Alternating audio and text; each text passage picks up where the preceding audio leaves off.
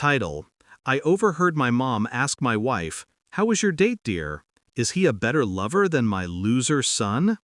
My wife replied, "Yes, Mom, and thanks for setting us up."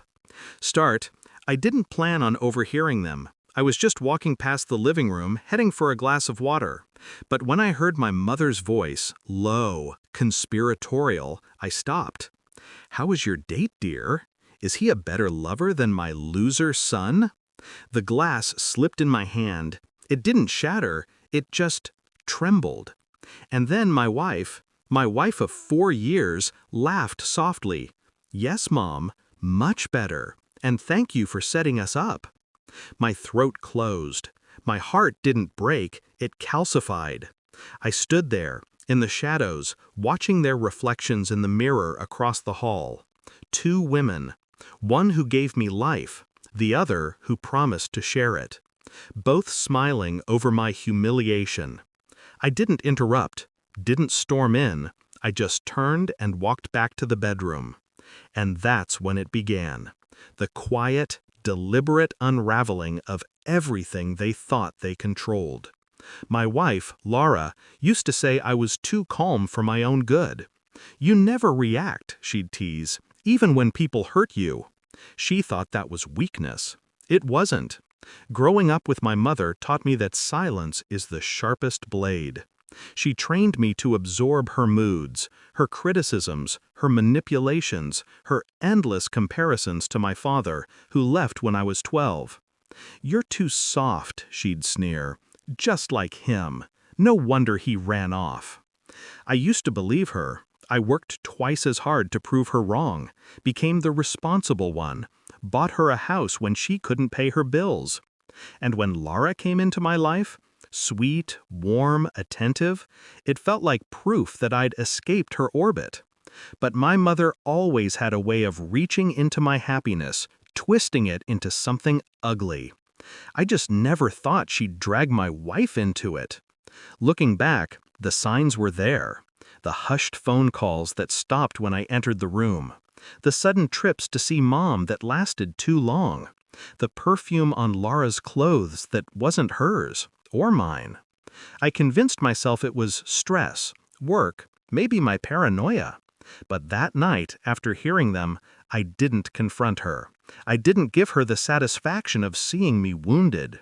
Instead, I smiled at breakfast the next morning, kissed her cheek, told her I might be working late. Then I started preparing. First, I installed cameras. One in the living room, one in the bedroom. Hidden well, silent observers. Within a week, I had hours of footage. My wife bringing a man into our bed. The same man my mother introduced her to at her book club. I watched her laugh, watched him unzip his shirt, watched her fall apart in the same sheets we once shared. Each clip hardened me, not with rage, with purpose. I opened a new account under my business name and funneled our joint savings into it, quietly, slowly. She never noticed. I also visited a lawyer, a quiet man with the kind of face that forgets itself. I handed him the footage, the financial records, and one simple instruction: prepare a clean exit. Divorce papers, asset transfer, all timed perfectly. Then came the last part, the gift. It wasn't a bomb or poison or anything cinematic. I'm not that kind of man. My revenge was quieter, colder, and far more permanent. Laura had severe allergies, something only I knew in detail. One of them was to latex, another was to certain floral scents. She hid it well, afraid of seeming fragile. So before leaving, I placed a small envelope in our bed. Inside was a single rose petal, soaked in a perfume she loved but couldn't tolerate. I knew she'd assume it was a romantic gesture from her new lover. I knew she'd want to impress him. When the reaction hit, it wouldn't kill her. It would just make her skin swell, burn, and leave scars, visible reminders of the night she betrayed me. Cruel? Maybe, but not illegal. Not enough to make me the villain. Just enough to make her remember.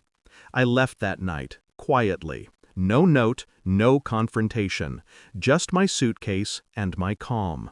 A week later, my mother called. Her voice was trembling. "How could you do that to her? I didn't raise you like this." I almost laughed. "Like what?" I asked. "Like a monster. She's in the hospital. Her face, God, her face, she looks awful. You villain, you're just like your father." That part made me smile. "My father left because of you," I said. "Now you get to live with the same emptiness he escaped." Then I hung up. In the weeks that followed, I moved cities, changed my number, transferred the business entirely to my name. Laura tried calling, new number, unknown ID. I never answered. Mom sent emails filled with guilt, accusations, desperate apologies. I didn't reply to those either. But I did watch. Through a friend, I found out Laura moved back in with her. The man she cheated with disappeared once he saw the damage. And my mother, always obsessed with appearances, couldn't bear the stares or whispers from neighbors. They became each other's prison, two women bound by their shared contempt and the consequences of it. And me? I slept better than I had in years. Sometimes, late at night, I replay that first moment in my head, my mother's question, my wife's laughter, my stillness in the hallway. That was the moment I stopped being their son, their husband, their fool.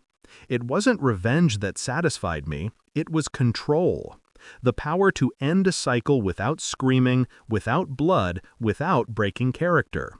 They thought I was the loser, the quiet one, the forgettable man. But I learned something my father never did. Sometimes the best way to win isn't to fight back. It's to let them choke on their own choices. Now, when I look at myself in the mirror, I don't see my father or my mother. I see clarity. Because the truth is, betrayal doesn't destroy you. It defines you. And I chose what it defined me as. Not a victim, not a villain, just a man who finally stopped loving the wrong people. And that, I suppose, was the real gift I left behind.